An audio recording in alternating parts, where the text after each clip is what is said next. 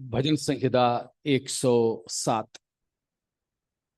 पिछले हफ्ता उसकी भूमिका के बारे में मैंने बताया था, इसलिए आज दोहराऊंगा नहीं।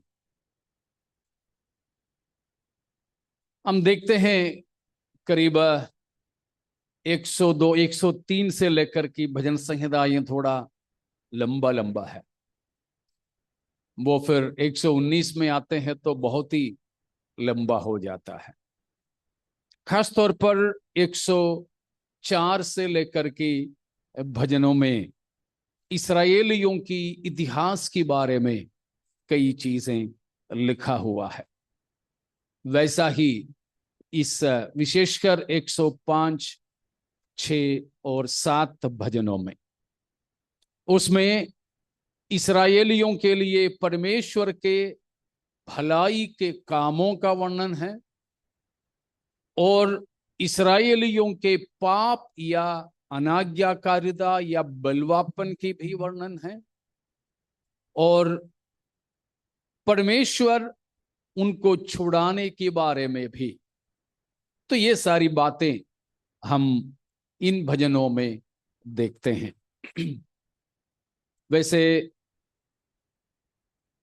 जैसे न्यायियों की किताब में है, वैसा ही इन भजनों में भी हम एक साइकिल को देख सकते हैं, एक चक्र को देख सकते हैं। अंग्रेजी में बोले तो एस अक्षर का एक चक्र है, आपको याद होंगे शायद, है ना? किसी को नहीं तो हानि सिस्टर को तो होगी। ए साइकिल ऑफ 5S। न्यायों की किताब में भी हम वही देखते हैं। The book of Judges also we see that particular cycle from the life of, or rather the history of Israel. क्या क्या है? Sin, servitude या slavery, supplication, salvation, silence। 5S। सिन पहला है पाप। इस्राएल परमेश्वर से पाप करते थे। जब वे पाप करते थे तो परिणाम स्वरूप परमेश्वर उनको गुलामी में भेजते थे, स्लेवरी या सर्विट्यूड। सर्विट्यूड पहले पहले तो उनकी देश में ही उनको गुलामी में भेजते थे और बाद में अन्य देशों में भेजने लगे, सर्विट्यूड।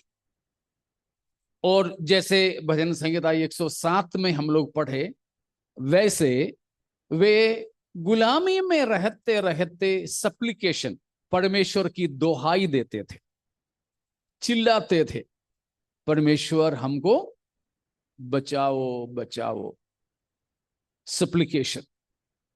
तब परमेश्वर उनको बचाता था, साल्वेशन।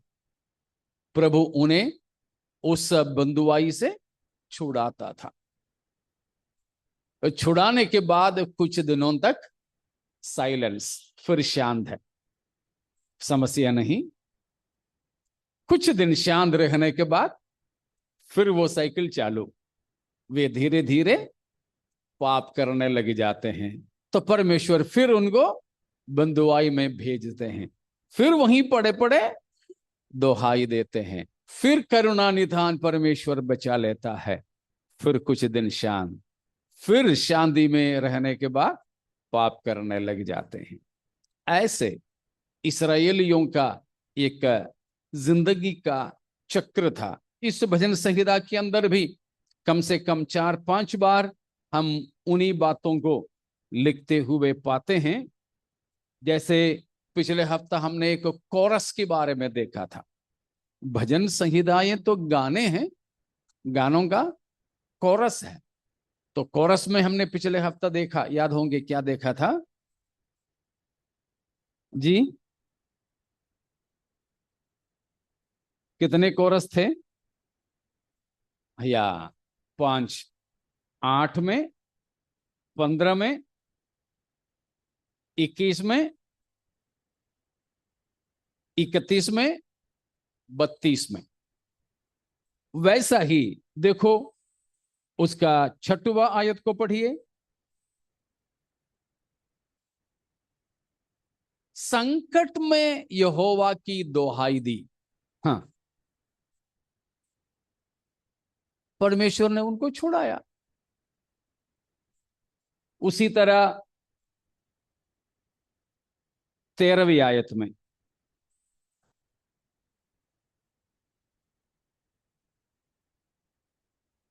या वैसा ही 19 में भी है और 28 में भी है। तो 4 बार उसी बात को उठा करके कहा है। 107वां भजन संहिता का इन 4 आयतों में इसराइलियों के ये स्वभाव के बारे में परमेश्वर ने उनकी पापों के कारण उनको बंदुआई में, संकट में, मुसीबत में डाला। उस समय में वे परमेश्वर को दोहाई देने लगे। परमेश्वर ने उनका सुना और उन्हें छुड़ाया, लेकिन उसमें वे स्थिर नहीं रहे। इसराइलियों का अक्सर ये आदत रहे हैं कि वे प्रभु से दूर चले जाते। वो भी कौन सा समय में अक्सर वे दूर चले जाते थे? अच्छे समय में कि बुरे समय में? अच्छे समय में। सब कुछ जब ठीक ठाक है, साइलेंस, जब सब कुछ ठीक ठाक है उस समय में, हाँ अभी तो परमेश्वर की क्या जरूरत है, क्या जरूरत है। जैसे हमारे बच्चे, जब भूख लगे तो माँ चाहिए, और सांझ हुई तो भी माँ चाहिए। तब तक तो किसी के भी साथ में वो खेल सकता है, और घूम फिर सकते हैं। जैसे अपना सुरजीत भाई बोलता था, अभी भी ऐसे हैं मालूम नहीं, पहले बोलता था कि दिन भर में पापा पापा पापा करके जुड़ी रहती थी, लेकिन जैसे सांझ हुई फिर तो वो मुझे पहचानती ही नहीं, बोलता है। हाँ, बच्चों को माँ कब चाहिए? भूख लगे और जब नींद लगे, जरूरत के समय में माँ चाहिए। वैसे कई बार हम लोग भी है, हमारे जीवन में जब समस्याएं हैं, तकलीफें हैं, मुसीबतें हैं, उस समय हमें परमेश्वर चाहिए। बाकी समय में परमेश्वर के बिना भी हम जीवन बिता सकते हैं। ऐसी स्थिति में चले जाते हैं, क्योंकि ना कई चीजें हमारे जीवन में हैं, वो कई चीजें हमारे जीवन में हैं, वो परमेश्वर की बिना हम हासिल कर सकते हैं। परमेश्वर की बिना, मेरे ख्याल से हम पिछले प्रकाशित वाक्य की क्लास में था, कि हमारे क्लास में था कि दूसरा एक उसी अध्याय के क्लास चलता है, उसी में था, किसी एक में मैंने बोला था कि परमेश्वर की बिना हमारे जीवन में कई चीजें हम प्राप्त कर सकते हैं। हमारे बीच में भी मैं बोल चुका हूं, अभी पिछले हफ्ता नहीं तो उससे पहले।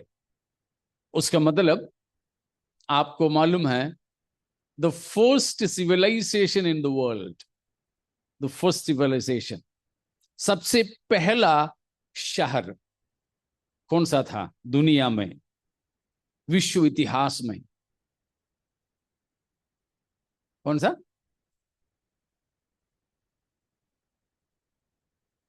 नहीं, फर्स्ट सिविलाइजेशन। सिमरन?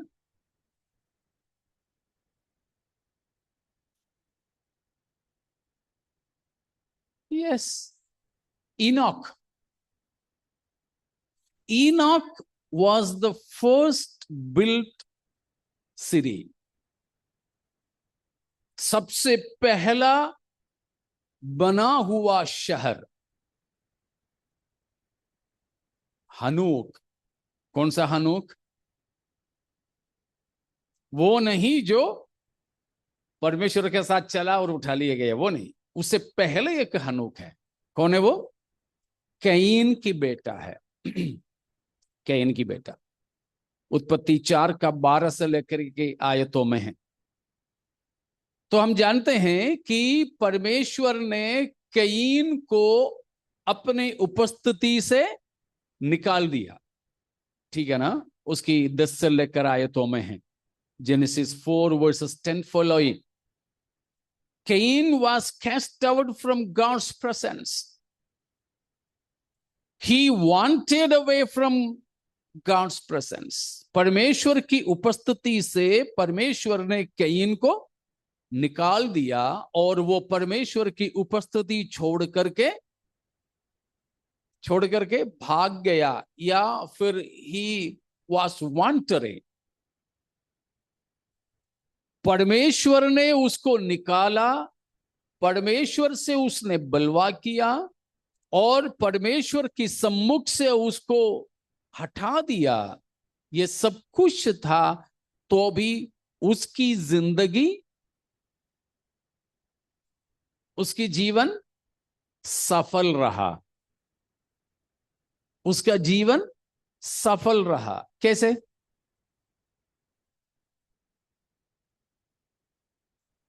उसका यात्रा में कोई तकलीफ हुआ?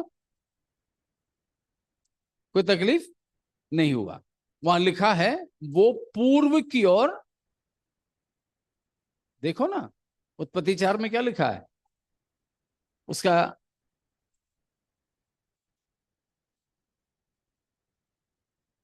या देन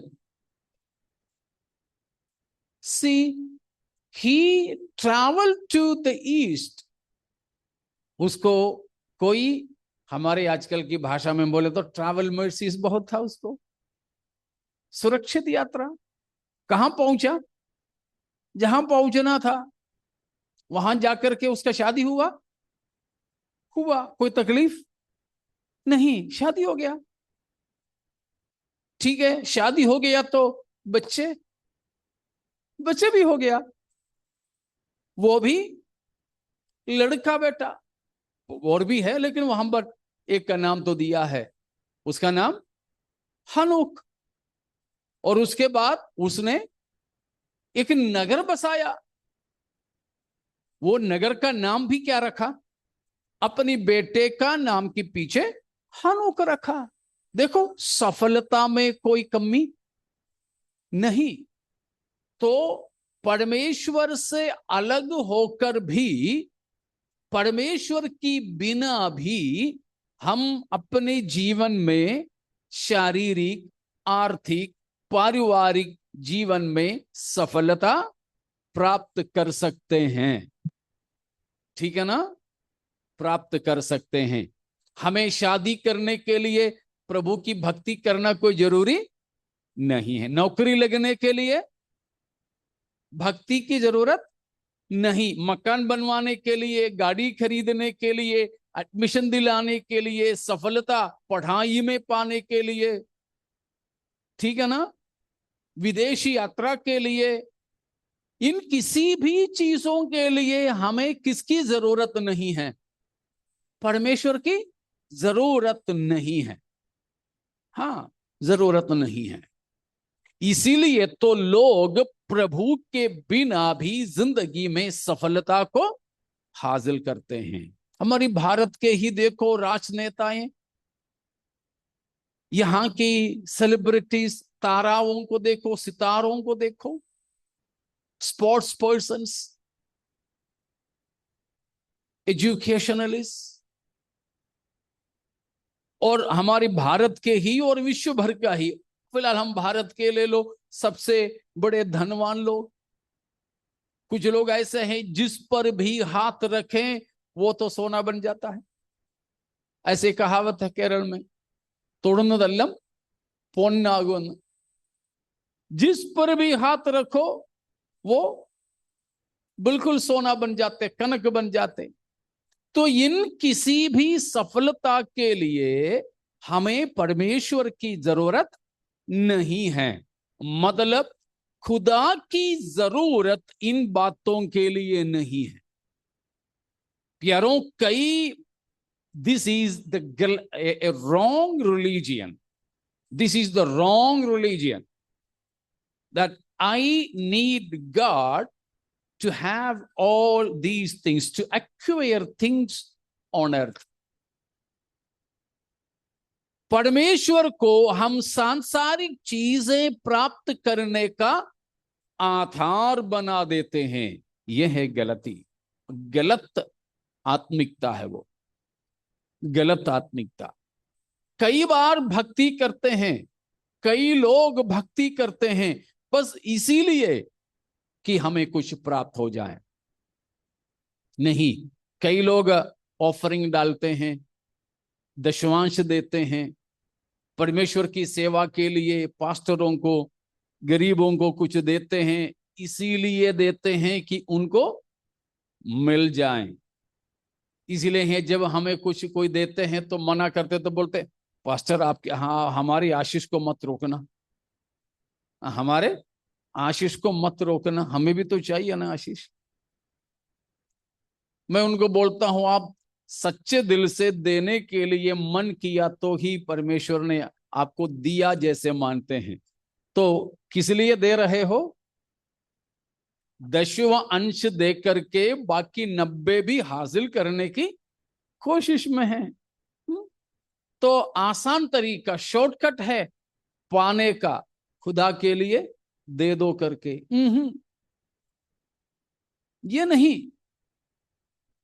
आराधना भी कई लोग करते हैं, आराधना का मतलब दूसरा कुछ है, लेकिन मैं साधारण तौर पर बता रहा हूं कि जोर जोर से ताली बजा बजा के, अन्य अन्य भाषा बोल के, नहीं तो हल्लेलुया, धन्यवाद, महिमा चिल्ला चिल्ला करके लोग क्यों आराधना करते हैं?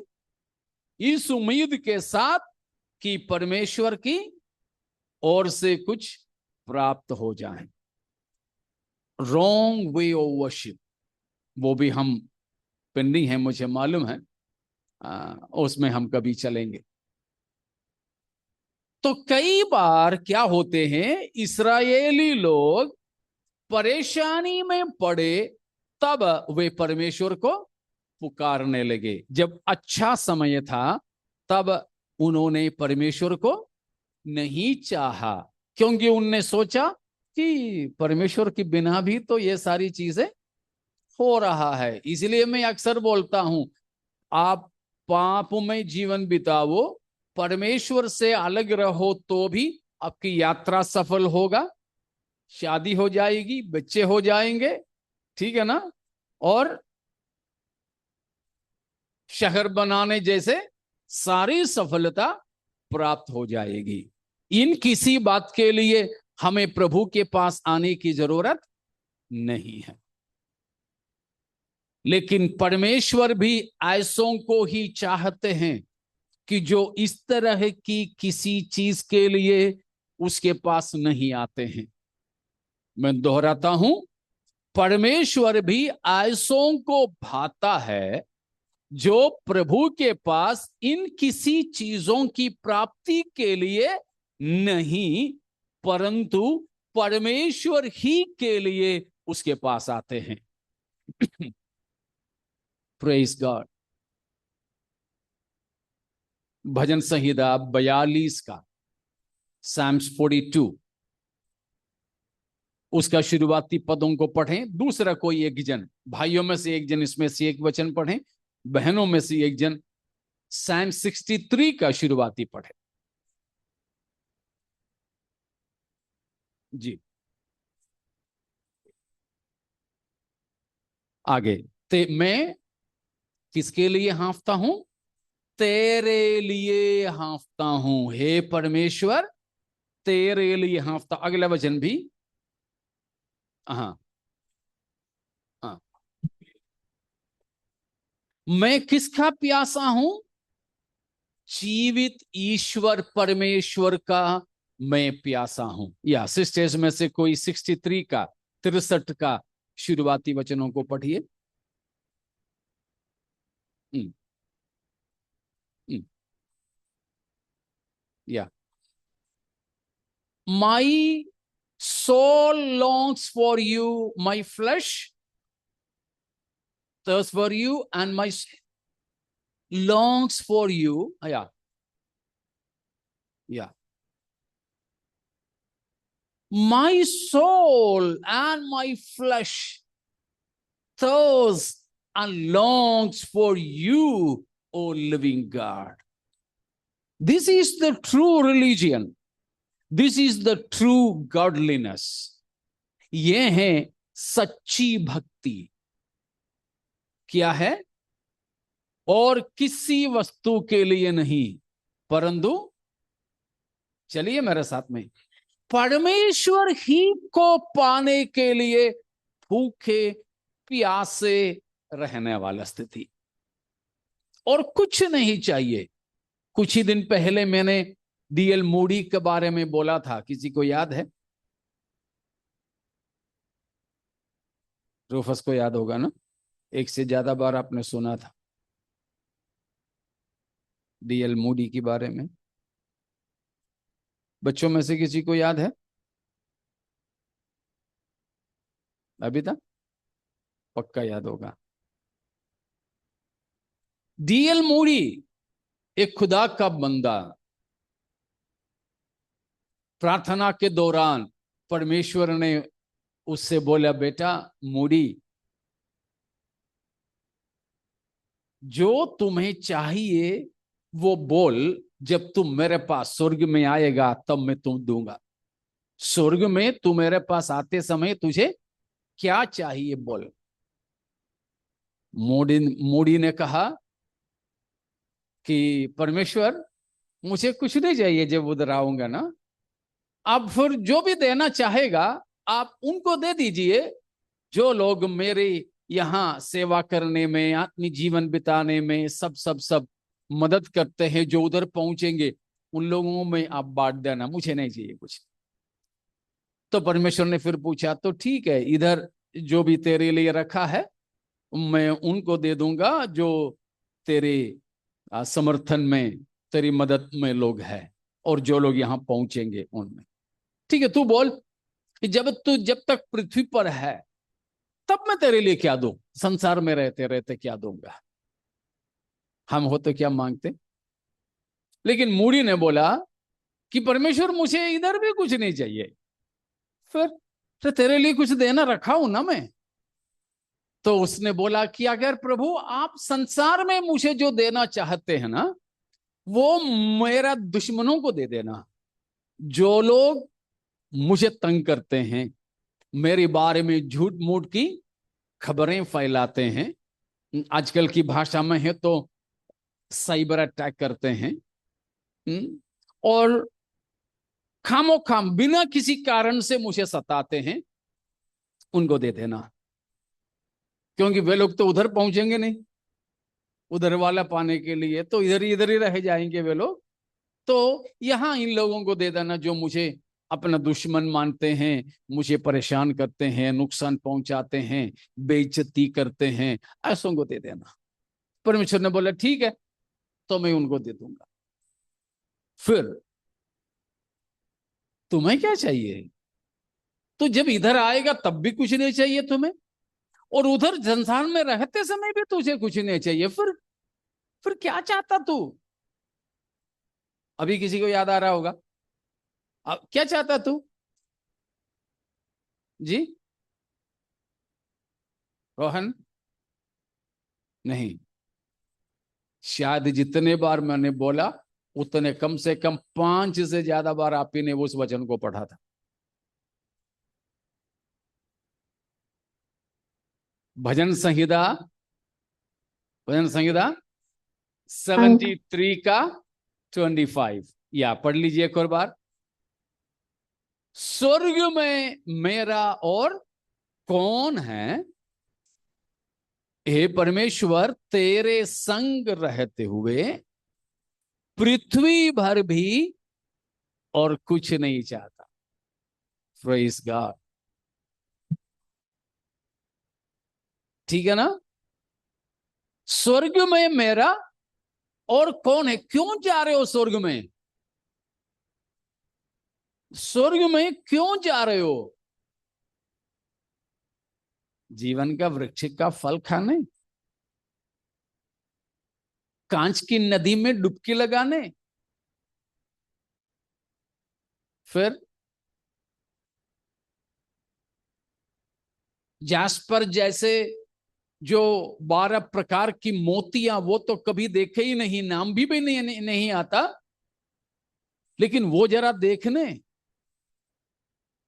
यहां तो कांच की एक चूड़ी भी पहनने नहीं देते, लेकिन वहां तो बिल्कुल चोखे सोने के ऊपर पांव रखे मैं चलूंगी। उसके लिए किस लिए जा रहे हो वहां? स्वर्ग में क्यों जा रहे हो? क्यों माने? वहां तो जीवन के वृक्ष के पत्ते से इलाज हो रही है, तो आपकी जरूरत नहीं है। और स्वर्ग में जो है उनका तो, हाँ, जो बाहर है उन लोगों का पत्ते से काम हो रहा। तो क्यों जा रहे हैं? चलिए ना, बोलिए ना, क्यों, किस लिए? अरे वहां और किसी बात के लिए नहीं। वहां मुझे क्या मिलेगा ये बात नहीं, लेकिन वहां मेरा प्रिय मसीह है, मेरा परमेश्वर वहां है। हालेलुया। कई बार ऐसे किसी लोगों से मुलाकात हुआ, पूछा कि केरल वाले हैं, उनसे मैंने पूछा कि गांव जाते होंगे? हाँ जाता था, अभी नहीं। तो क्यों? मकान वगैरह है, कुछ रबड़ की पेड़ है, एस्टेट है, और नारियल की बगीचा है। वो उधर किसी को लगाया नहीं, तो मेरा भाई है, वो उसमें से जो लेता है, जो मिलता है, वो मेरा खाते में डाल देता है। वो कभी कभार जाता है, घर वर झाड़ू वाड़ू लगवाते हैं। तो 4-5 साल हो गया नहीं गए। क्यों?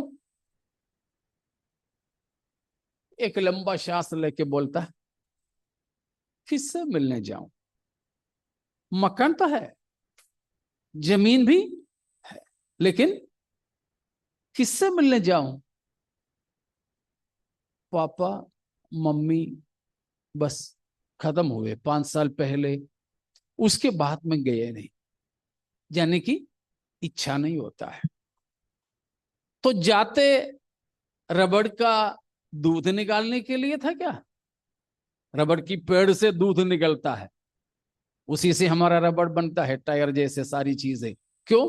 रबड़ की दूध निकालने के लिए जाते थे, नारियल तोड़ने जाते थे, जमीन को देखने और अपने मकान में थोड़ा सा हाथ पैर फैला के सोने के लिए नहीं। जाते इसीलिए थे, वहां हमारे कोई कंसर्न्ड पर्सन, हमारे कोई प्रिय व्यक्ति था, नहीं तो थी। उनकी देहांत के बाद अपना है जमी जायदाद, मगर वहां जाने की इच्छा नहीं है। सोच लीजिए प्यारों, स्वर्ग जरूर सुंदर सा है, नया यरूशलेम तो हमारे बयान से भी बिल्कुल परे हैं। किसी आर्किटेक्ट, कोई इंजीनियर, कोई सोने चांदी का काम करने वाला, वे कोई भी सोचने से भी बेहतरीन जगह है, वहां की बनावट भी, ये सब सही है, मगर ये कुछ भी नहीं हमको स्वर्ग जाने के लिए आकृष्ट करने वाली बातें। परंतु हमसे बेहद प्रेम किया हुआ और प्रेम करने वाला हमारे परमेश्वर की उपस्थिति है। हालेलुया। ये हमेशा समझ लीजिए ये प्यारों। हालेलुया।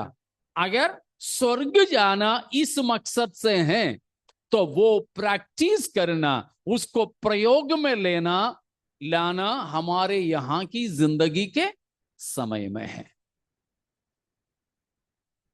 समझ में आ रहा ना? इसीलिए तंदुरुस्त रहने के लिए जेब खर्चा बचाने के लिए, गाड़ी खराब ना होने के लिए, पुलिस केस कोर्ट कचहरी ना होने, इन किसी बात के लिए हमें भक्ति करने की जरूरत नहीं है, नहीं है।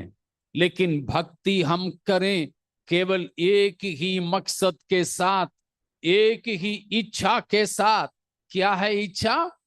जैसे कौरवंशियों ने कहा भजन संहिताओं में 42 में और 63 में कि मेरा शरीर भी, मेरा प्राण भी केवल जीवित परमेश्वर का भूखा प्यासा हूं। I thirst, my soul, my flesh, even this flesh longs for the living God.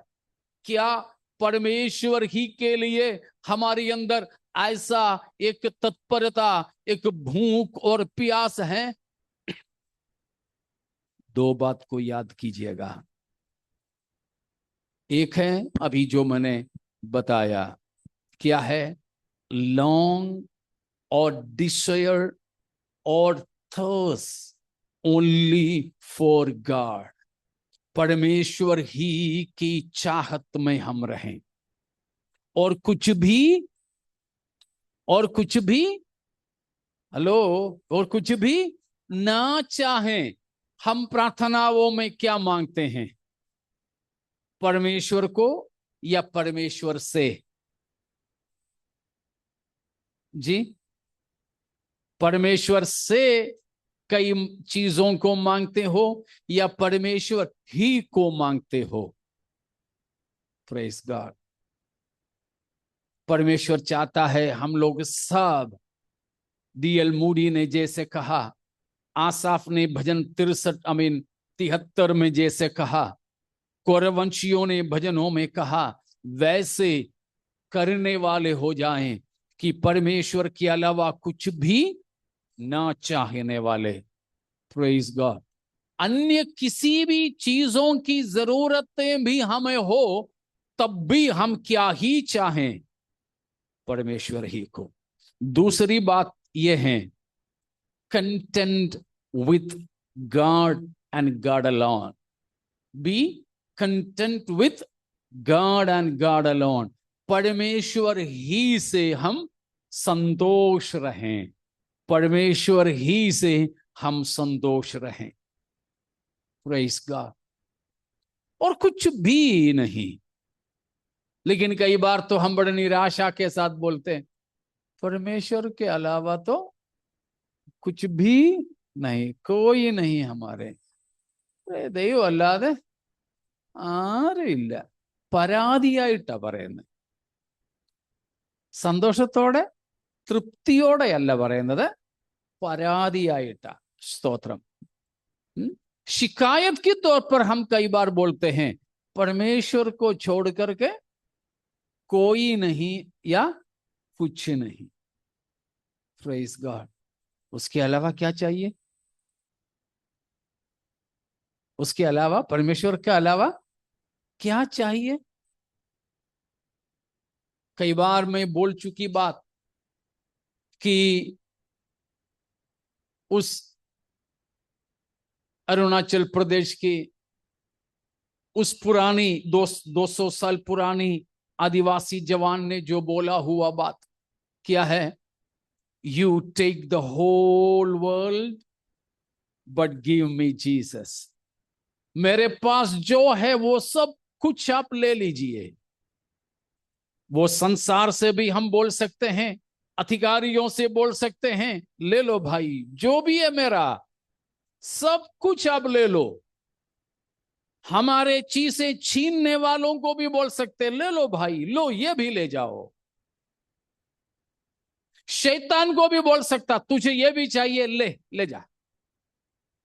परमेश्वर को भी बोल सकते, परमेश्वर ये भी अगर आप लेना चाहोगे लेकर के और किसी को दे दीजिए। मतलब हम संसार से, दुश्मनों से, शैतान से, परमेश्वर से भी ये बोल सकते हैं, प्रभु लोग, शैतान ले ले, मेरा सब कुछ ले, बस मुझे क्या ही दे? मुझे बस मसीह को दे दे, मसीह ही मुझे चाहिए, परमेश्वर ही मुझे चाहिए। B content with God. ये दो चीज अगर हम प्रैक्टिस करें, ये दो चीज हम अपने आत्मिक जीवन में लागू करें, प्यारों, हमारे आत्मिक जीवन संतोष सहित रहेगा।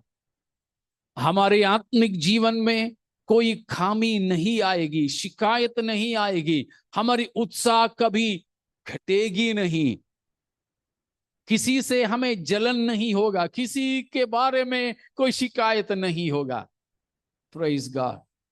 हम लोग बोलते हैं ना, ദൈവം അല്ലാതെ ആരും ഇല്ലെന്ന് പറയുന്നത് എന്തുകൊണ്ടാ?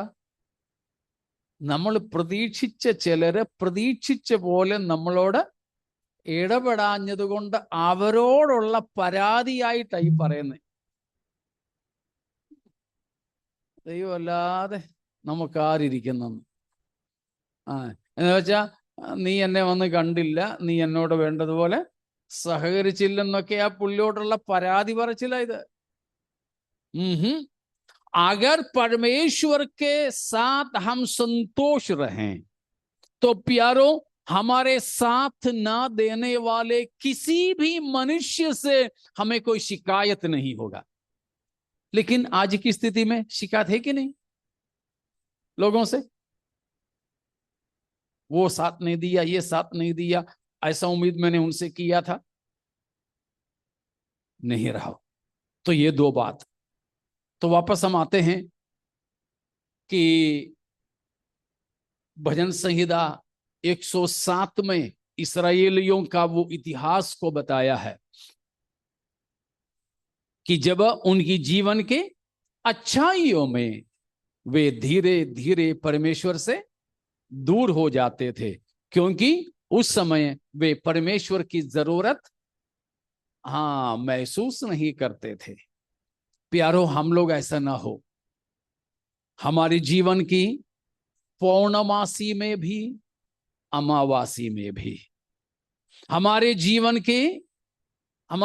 की काली रात में भी और रोशन दिन में भी, हमारे जीवन की तंदुरुस्ती में भी, बीमारी में भी, हमारे जीवन की अकेलापन में भी, और जब चारों ओर हमारे लोग हमें घेरे हुए रहते हैं तब भी, हमारे जीवन की संतोष आनंद की समय में भी और विलाप की समय में भी, हर समय हम परमेश्वर की जरूरत को अनुभव और महसूस करने वाले हो। हम प्रभु से कहें, Lord I need you desperately, I need you always. केवल मेरी मदद के लिए नहीं, आप मेरी मदद करो या ना करो, मेरी बीमारी को ठीक करो या ना करो, मुझे कोई बीमारी तकलीफ पकड़ने से मुझे आप बचाओ ना बचाओ, कोई फर्क नहीं, लेकिन परमेश्वर मुझे आपकी जरूरत है। मैं आपके साथ नहीं छोड़ूंगा, मैं आपके साथ नहीं छोड़ूंगा। हालेलुया। तो प्यारो, ये है इसमें से हमें मिलने वाली एक सीख। अब उसमें से एक वचन आपके सामने में रखना चाहता हूं, वो है उसकी 7वीं वचन।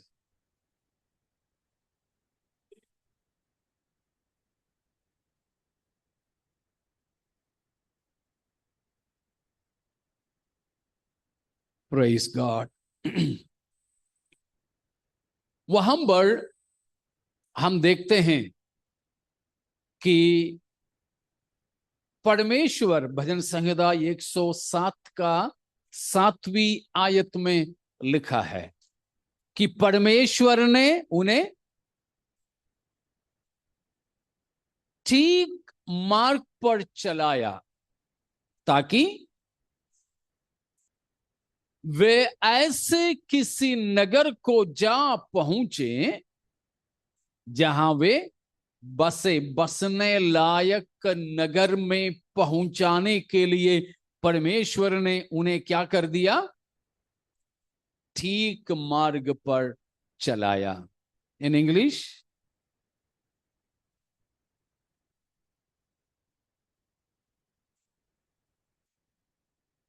he led people of Israel in a straight way that they may reach to the city where they were supposed to live or stay or dwell. जिस नगर में या जिस देश में बसने के लिए परमेश्वर ने इस्राएलियों को चाहा, वहां पहुंचाने के लिए परमेश्वर ने उन्हें ठीक मार्ग पर चलाया। देखिए, परमेश्वर ने इस्राएलियों को मिस्र से छुड़ाया। मिस्र में उनको नौकरी था, खाना पीने का भी कोई कमी नहीं था। हाँ, बेगार, मजदूरी नहीं मिलता था, लेकिन खाने पीने का सारी सुविधाएं उन्हें थी। मेहनत करना था, इसलिए परमेश्वर ने दिया हुआ मन्ना खाते खाते भी मिस्र की कीड़ा काकड़ी, लहसुन और प्याज की वे याद कर रहे थे। तो उतना सब था, लेकिन वहां से परमेश्वर ने उन्हें छुड़ाया। किस लिए छुड़ाया था? इस्राएलियों को परमेश्वर ने किस लिए छुड़ाया था? उनको कनान देश में ले जाने के लिए, वायदे का देश, अपना निज भूमि में उनको ले जाने के लिए परमेश्वर ने उनको छुड़ाया था, उनको ले चल रहा था। उनको छुड़ाया और उनको ले चल रहा था। और कहां से ले गया? सीधे मार्ग से, ठीक मार्ग से। Praise God. लेकिन मुश्किल से 11 दिन में चल चल करके वे प्रवेश कर सकते थे उस देश में। करीब करीब 11 दिन से वे पहुंच सकते थे, लेकिन कितने दिन लगे उनको? 40 साल। क्यों? कारण हमें मालूम है। फिर भी उनको घुमाया घुमाया मरुस्थल में उनको ले चला। उनको ले चला। कई कारण हैं, लेकिन यहां का एक ही बात मैं बताकर समाप्त करता हूं। परमेश्वर इतने दिनों तक भी उनको चलाया, वहां कहीं पर भी उनको रुकने नहीं दिया। उनको प्रभु ले चला। परमेश्वर जहां उनको बसाना चाहा, वहां पहुंचने तक। ठीक है, वहां पहुंचने तक। देखिए, वहां पहुंचाना, वो अभी अभी जो हम लोग मनन कर रहे थे, बस उसी से जुड़ा जुड़ा मैं बताना चाहता हूं कि उस देश में पहुंचाने से भी बढ़कर परमेश्वर का एक मकसद था, उनको कहां ले आना। निर्गमन 19:4 को देखिए। निर्गमन 19:4, exodus 19:4।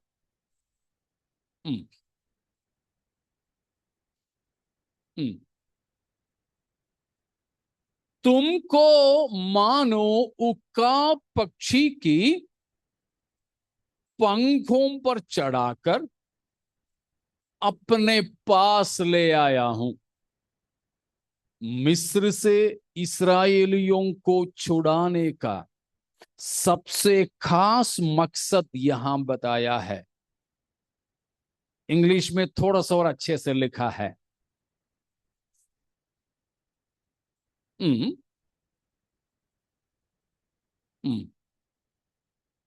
brought you to myself, brought you to myself. तुमको मैंने मिस्र से छुड़ाया, उकाब की पंखों में होकर मेरे पास से बढ़ करके, टू माई सेल्फ, मेरे लिए, मुझसे जुड़े रहने के लिए तुमको ले आया। इसीलिए मकसद यहां तक वो कनान नहीं, परंतु परमेश्वर खुद ही है। यही बात हम मनन कर रहे थे अभी भी। परमेश्वर ने हमें भी जो छुड़ाया, प्यारों, ये मत सोचिए कि हमें नया यरूशलेम में ले जाना है। ले जाएंगे, ठीक है, ले जाएंगे, वचन बोला है तो जरूर लेकर जाएंगे। लेकिन नया यरूशलेम करके एक जगह, एक स्थल, एक जगह नहीं है हमारे मकसद, परंतु परमेश्वर आप है। जल्दी देखिए, इफिसियों 5:25 से, इफिसियों 5:25, एफिशियंस 5:25 फॉलो है।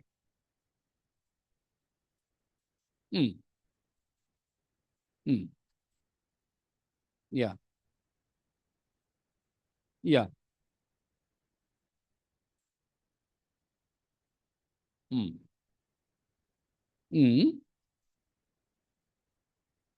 या अपने पास खड़ी करें, हिंदी में अपने पास खड़ी करें।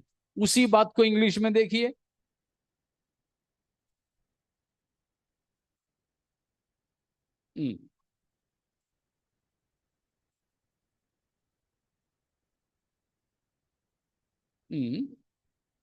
टू,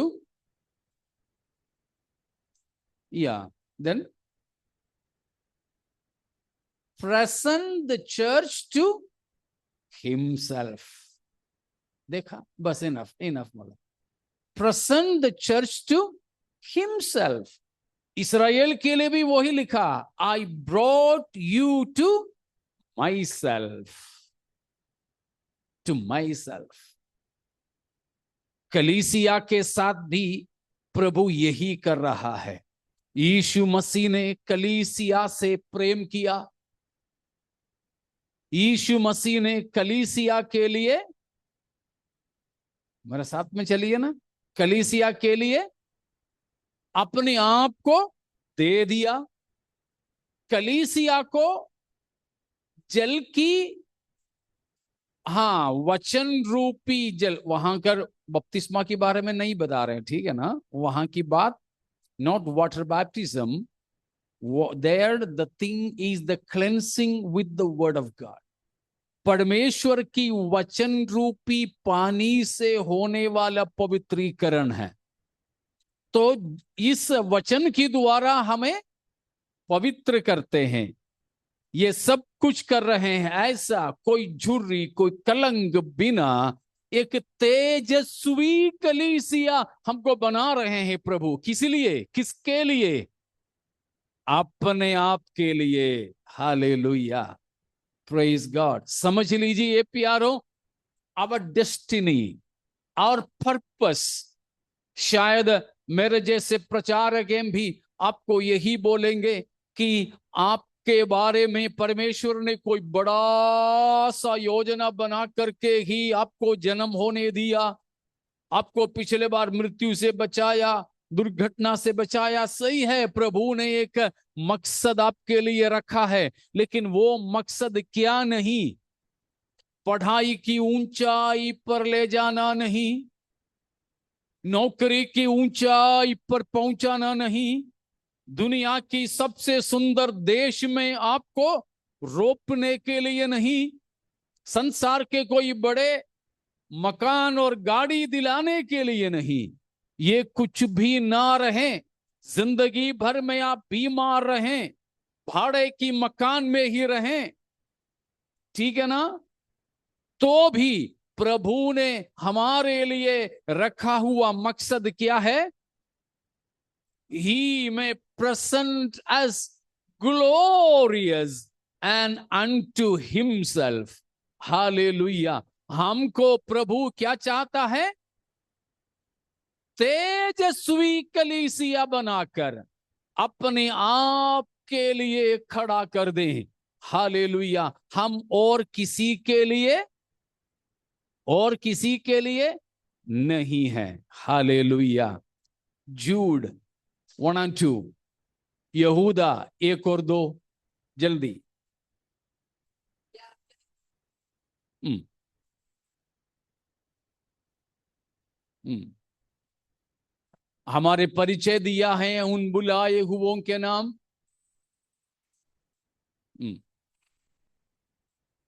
यीशु मसीह में या यीशु मसीह के लिए सुरक्षित है। Praise God. यीशु मसीह के लिए सुरक्षित है। प्यारो, इस्राएलियों को परमेश्वर ने छुड़ाया। He brought them to himself. हमको प्रभु अपना लहू से खरीद के तेजस्वी कलीसिया बना रहे हैं, ताकि He may present you and me, बाकी बोलिए, unto himself. उसी के लिए हमें खड़ा कर दें। We are now preserved, यहूदा कहता है, हम मसीह यीशु के लिए सुरक्षित है। Praise God. भजन संहिता 4:3, Psalms 4:3।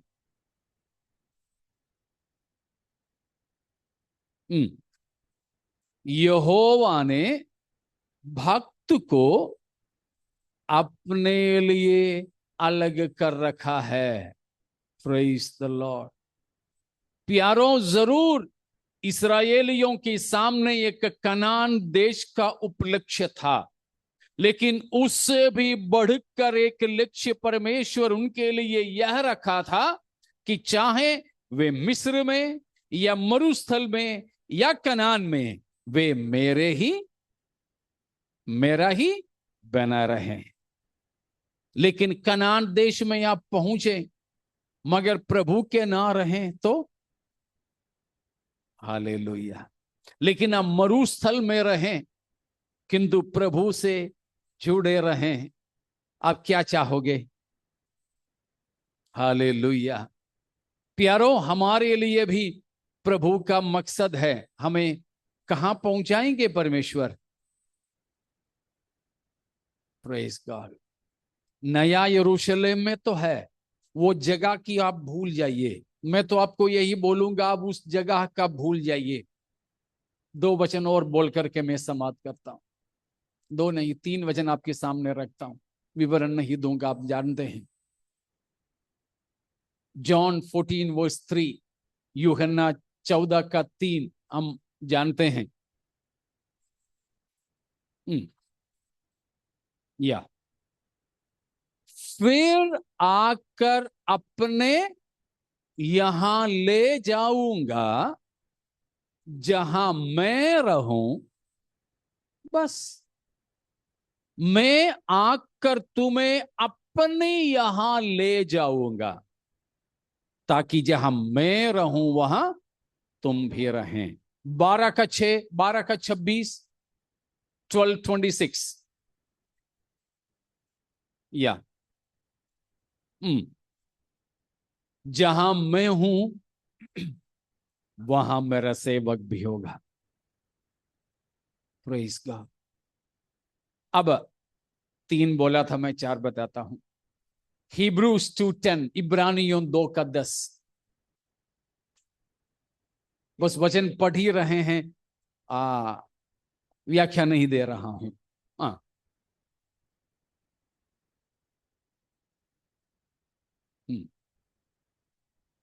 या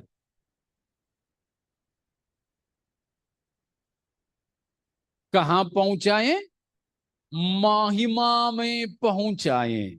ये महिमा का क्या मतलब है? महिमामय परमेश्वर की उपस्थिति है, महिमा में पहुंचाएं। एक और बात, यहूदा 24-25, जूड 24-25, ठोकर खाने से बचा सकता है।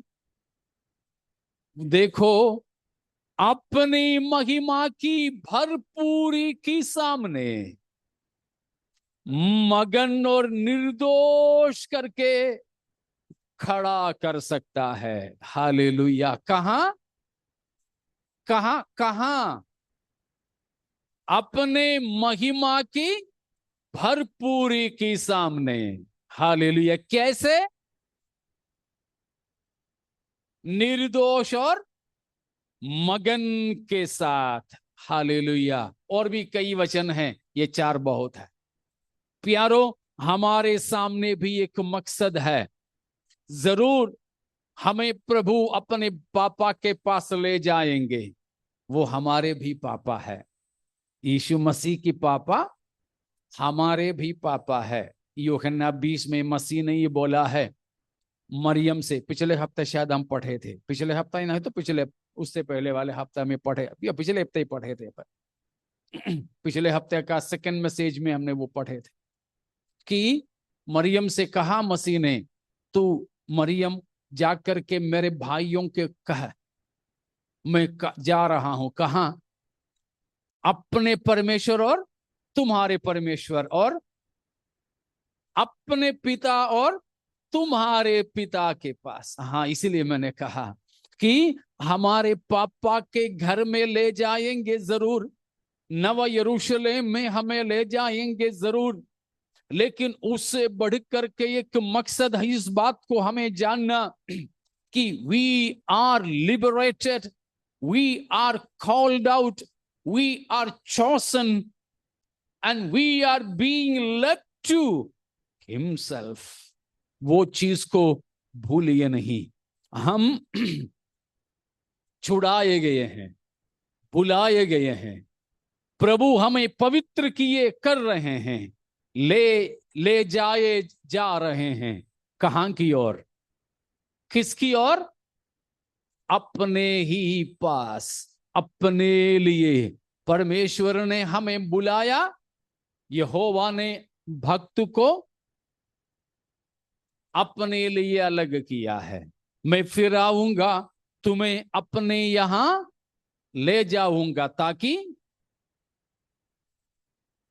जहां मैं रहूं वहां तुम भी रहें। Praise God. मेरा सेवक कहां रहेगा? जहां मैं रहूंगा वहां। और पिता हमें कहां की ओर? बहुत से पुत्रों को ले जा रहे हैं महिमा की ओर। और परमेश्वर किसके लिए सक्षम है? हमें ठोकर खाने से बचाने के लिए, फिर मगन और निर्दोष करके हमें अपनी महिमा की भरपूरी के सामने खड़ा करने में, उपस्थित करने में सक्षम है। आओ प्यारो, उसके लिए प्रभु हमें जिन जिन रास्तों से ले जाए, वो रास्ता इस मकसद के लायक रास्ता है। शायद वो दुख की रास्ता होगा, शायद वो कठिनाई की रास्ता होगी, बीमारियों की रास्ता, कभी अकेलापन की रास्ता, कभी निंदा और तंगी की रास्ता। लेकिन उन हर समयों में जान लीजिए, इन सभी रास्ते से प्रभु हमें कहां ले जा रहे हैं? अपने ही और, अपने आप के लिए लेके जा रहे हैं। क्या इस बात के लिए हमें आनंद है? मुझे सबसे बड़ी आनंद इस बात के लिए है प्यारो, मैं और किसी के लिए नहीं, मैं मेरी मसीह के लिए है। मसीह ने अपने आप को मेरे लिए दे दिया और वो मुझे भी अपने लिए ले लिया। मैं अपने आप को उस मसीह के लिए सौंप दूं, उसी के लिए चलता चला जाऊं। परमेश्वर इन वचनों के द्वारा हम सबों को आशीषित करें।